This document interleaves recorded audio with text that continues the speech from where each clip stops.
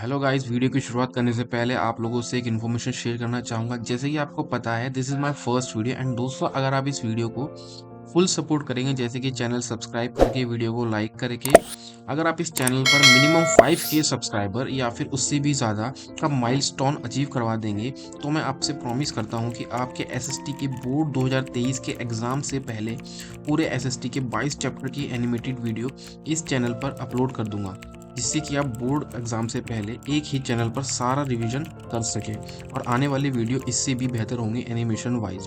Thank you दोस्तों, please like and subscribe my channel. कर दो यार, तुम्हारे पैसे थोड़ी ना कट रहे हैं, कर दो।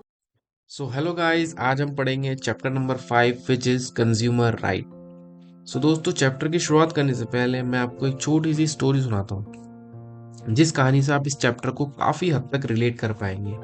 सो कहानी है दोस्तों एक महेश नाम के आदमी की, जिसके बैंक अकाउंट में 20,000 रुपये होते हैं। महेश एक दिन एटीएम से कुछ पैसे निकालता है और कुछ अपने अकाउंट में रहने देता है। पर जब महेश कुछ दिनों बाद अपने बैंक जाता है, तो पता चलता है कि उसका अकाउंट तो खाली हो चुका है। जब वो बैंक वालों से इसके बारे में शिकायत करता है, बैंक वाले उल्टा उसी के ऊपर ब्लेम कर देते हैं। तो इस बात से महेश बहुत गुस्से में आ जाता है और महेश चला जाता है डिस्ट्रिक्ट कंज्यूमर कोर्ट अपनी परेशानी लेकर। क्योंकि महेश कोई लॉयर अफोर्ड नहीं कर पाता है, तो महेश खुद ही अपना केस लड़ता है और केस जीत जाता है।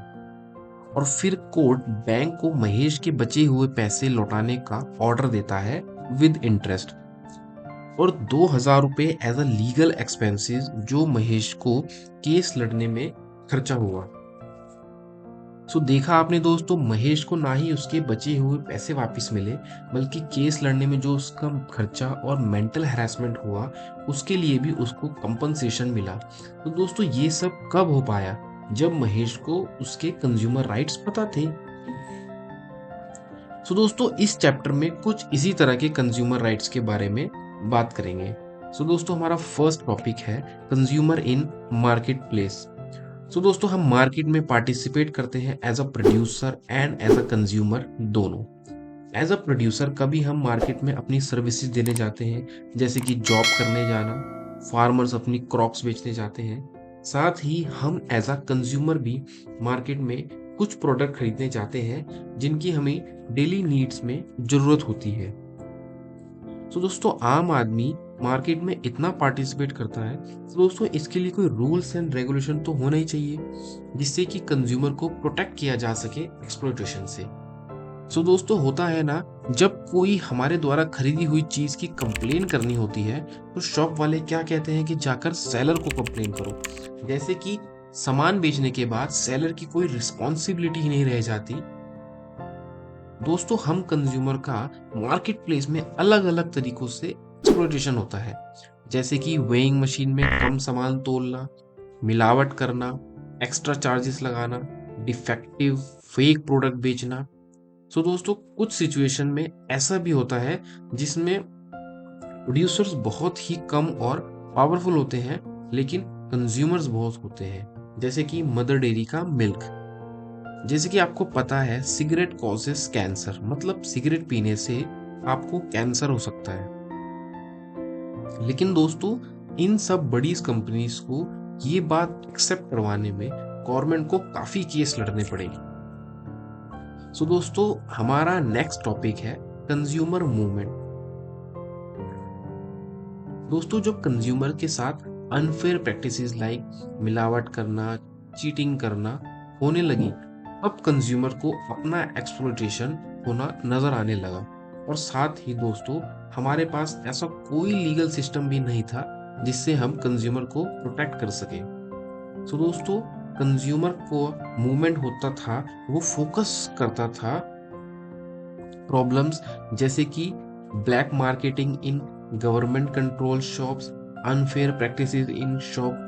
सो दोस्तों, 1970 तक जो कंज्यूमर ऑर्गेनाइजेशन के ग्रुप होते थे, वो प्रोटेस्ट करने लग गए, जैसे कि आर्टिकल्स लिखना, एग्जीबिशंस करना, कंज्यूमर ग्रुप्स बनाना, जो कि गवर्नमेंट रोशन शॉप्स में जाकर चेक करते थे किसी भी तरह की गड़बड़ी का, और रोड ट्रांसपोर्ट चेक करना, जैसे कि बस में ओवर क्राउडिंग करना। तो दोस्तों, इन सब कंज्यूमर ऑर्गेनाइजेशन को एक लीगल प्लेटफॉर्म प्रोवाइड हो इसी गोल के साथ एक कंज्यूमर इंटरनेशनल बनाया गया। सो क्या है ये कंज्यूमर इंटरनेशनल, आइए देखते हैं। दोस्तों, कंज्यूमर इंटरनेशनल एक इंटरनेशनल बॉडी है जिसको बनाया गया था 1985 में यूनाइटेड नेशंस की गाइडलाइंस पर कंज्यूमर्स की प्रोटेक्शन करने के लिए, ताकि हर एक देश अपने कंज्यूमर्स की प्रोटेक्शन के लिए लॉ बना सके। तो दोस्तों, आज कंज्यूमर इंटरनेशनल 2000 मेंबर ऑर्गेनाइजेशन के लिए अलग अलग 100 देशों से एक अम्ब्रेला बॉडी बन चुकी है, जो कि इन मेंबर ऑर्गेनाइजेशन को एक लीगल प्लेटफॉर्म प्रोवाइड करती है। सो दोस्तों, हमारा नेक्स्ट पॉइंट है सेफ्टी इज एवरीवन्स राइट। सो इस पॉइंट को समझने के लिए आइए देखते हैं रेजियो मैथ्यू की कहानी। सो दोस्तों, रेजियो मैथ्यू क्लास 9 का एक हेल्दी स्टूडेंट होता है जो कि केरला के प्राइवेट क्लिनिक में एडमिट होता है, क्योंकि दोस्तों रेजी के गले में टॉन्सिल्स की प्रॉब्लम होती है, जिसका वो ऑपरेशन कराने के लिए प्राइवेट क्लिनिक में एडमिट होता है। सो दोस्तों, ऑपरेशन के दौरान डॉक्टर द्वारा गलत एनेस्थीसिया देने से रेजी के ब्रेन में एबनॉर्मेलिटीज हो जाती है, जिससे वो जिंदगी भर पैरालाइज हो जाता है। एंड फिर रेजी मैथ्यू के फादर कंप्लेन करते हैं state consumer dispute redressal commission में against the negligence of doctor, और वो 5 लाख का कंपनसेशन भी डिमांड करते हैं। बट दोस्तों, स्टेट कंज्यूमर कोर्ट रेजी के फादर की कंप्लेन को रिजेक्ट कर देते हैं लैक ऑफ एविडेंस का बहाना देकर। बट फिर रेजी के फादर नेशनल कंज्यूमर कोर्ट में जाते हैं, जो कि दिल्ली में होता है, और दोस्तों नेशनल कंज्यूमर कोर्ट रेजी के फेवर में फैसला सुनाती है। साथ ही प्राइवेट क्लिनिक को लापरवाही का दोषी पाते हुए 5 लाख का कंपनसेटरी अमाउंट रेजी को देने का फैसला सुनाती है। सो दोस्तों, देखा आपने, एक छोटी सी नेग्लिजेंस से रेजी की पूरी लाइफ अफेक्ट हो गई। एंड अगर उसके फादर को अपने कंज्यूमर राइट्स नहीं पता होते, तो वो ना तो प्राइवेट क्लिनिक के खिलाफ एक्शन ले पाता, ना ही कंपनसेटरी अमाउंट। तो दोस्तों, ऐसे ही काफी तरह के प्रोडक्ट्स होते हैं जिसमें स्पेशल सिक्योरिटीज रूल्स की जरूरत होती है, जैसे कि प्रेशर कुकर की सेफ्टी वेल्व। अगर ये पुअर क्वालिटी की हुई तो इसके रिजल्ट्स काफी डेंजरस हो सकते हैं, क्योंकि इसमें प्रेशर कुकर ब्लास्ट भी हो सकता है। सो दोस्तों, अब हम बात करेंगे information about goods and services. So दोस्तों, आपने नोटिस किया होगा, जब भी हम मार्केट से कुछ सामान खरीदते हैं तो हमें पैकेट के पीछे कुछ डिटेल्स लिखी हुई मिलती है, जैसे कि ingredient used, price, batch number, date of manufacturer, expiry date and the address of the manufacturer. And अगर आप मेडिसिन खरीदेंगे तो पैकेट पर how to use and side effects type की वार्निंग्स लिखी हुई मिलेगी। सो दोस्तों, ये सब इंफॉर्मेशन हमें क्यों बताई जाती है? क्योंकि दोस्तों, कंज्यूमर्स को राइट होता है राइट टू बी इन्फॉर्म्ड, मतलब कंपनी को हमें बताना पड़ेगा प्रोडक्ट के फायदे और नुकसान के बारे में, ताकि परचेज करने से पहले ही कंज्यूमर्स को पता चल सके कि वो प्रोडक्ट उसके लिए सुटेबल है या नहीं। क्योंकि अगर दोस्तों किसी प्रोडक्ट के ऊपर उसकी एक्सपायरी डेट नहीं लिखी होगी और वो डिफेक्टिव हो जाता है, तो हमें सेलर को कैसे कंप्लेन करेंगे?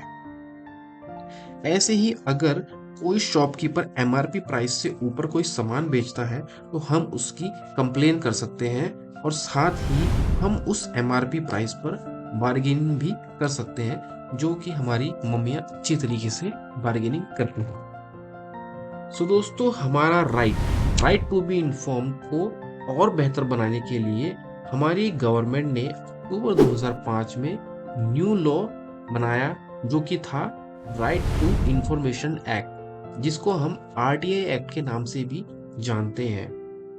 सो दोस्तों, according to RTI act, India का कोई भी सिटीजन गवर्नमेंट डिपार्टमेंट से कोई भी इंफॉर्मेशन मांग सकता है।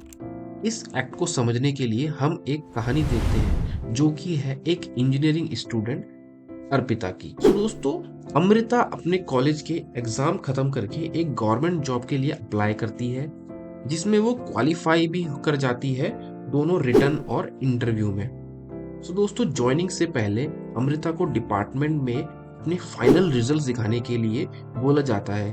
लेकिन अमृता के कॉलेज की तरफ से उसको अभी तक कोई फाइनल रिजल्ट्स या डिग्री नहीं मिला होता है। काफी समय बाद भी कॉलेज वाले उसको अमृता के रिजल्ट्स के रिगार्डिंग कोई इन्फॉर्मेशन नहीं बता पाते हैं। सो लास्ट में अमृता एक आरटीआई लगाकर अपनी यूनिवर्सिटी में रिजल्ट्स में देरी होने का रीजन पूछती है। सो देखा दोस्तों आपने, हम आरटीआई का सही ढंग से यूज करके कोई भी जानकारी ले सकते हैं। सो दोस्तों हमारा नेक्स्ट टॉपिक है व्हेन चॉइस इज डिनाइड, मतलब जब आपको अपने सुविधा के अनुसार प्रोडक्ट नहीं मिलता या आप पर जबरदस्ती थोप दिया जाता है। जैसे कि कभी कभी टूथपेस्ट आपको तभी मिलेगा जब आप ब्रश खरीदेंगे, या फिर जब भी आप गैस का न्यू कनेक्शन लेंगे तो आपको स्टोव भी साथ में खरीदना पड़ेगा। सो दोस्तों इसी से रिलेटेड हमारे चैप्टर में एक स्टोरी है जो कि है अभिरामी की।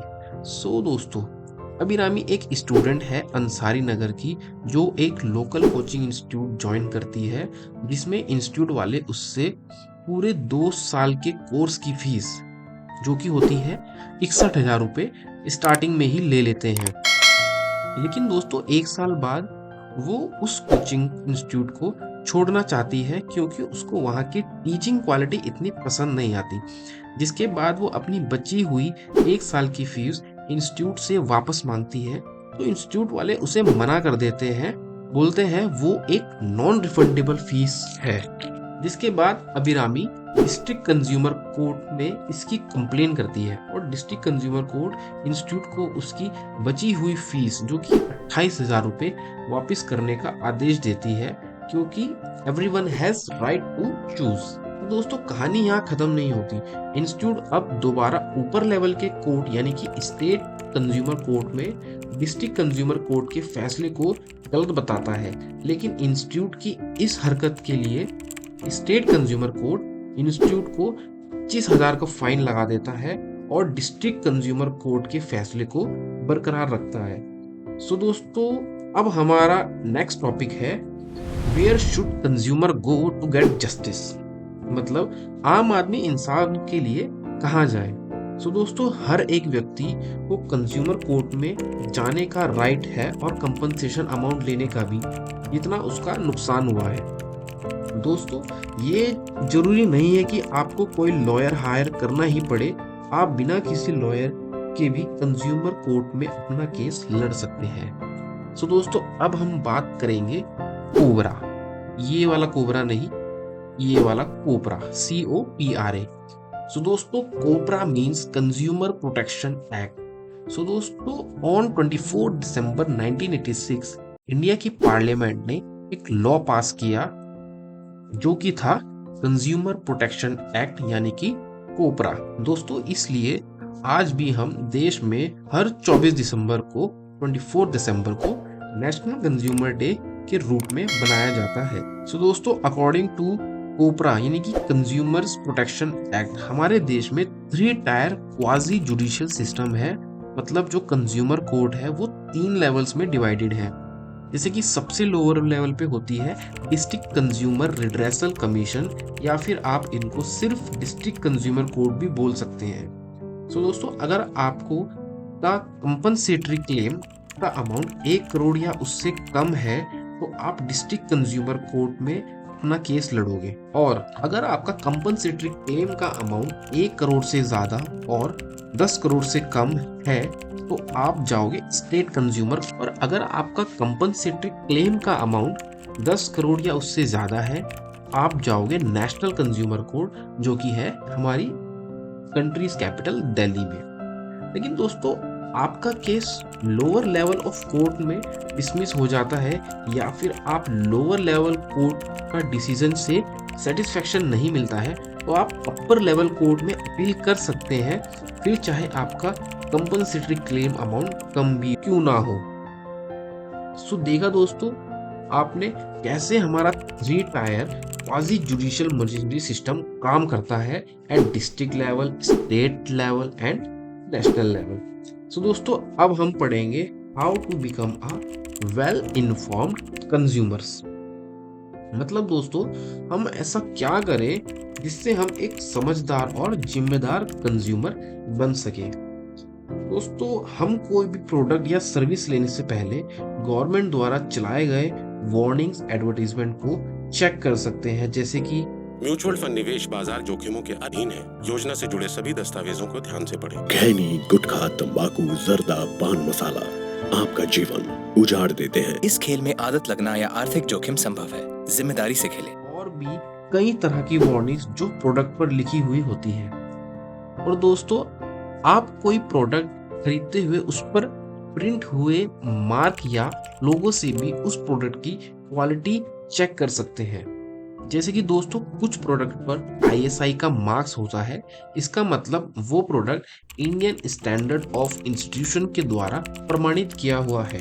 ऐसे ही दोस्तों अगर आप कोई एग्रीकल्चर से रिलेटेड प्रोडक्ट खरीदते हैं तो उस पर आपको एग मार्क का लोगो मिलेगा जो सर्टिफाई करता है ये प्रोडक्ट फिट टू यूज है।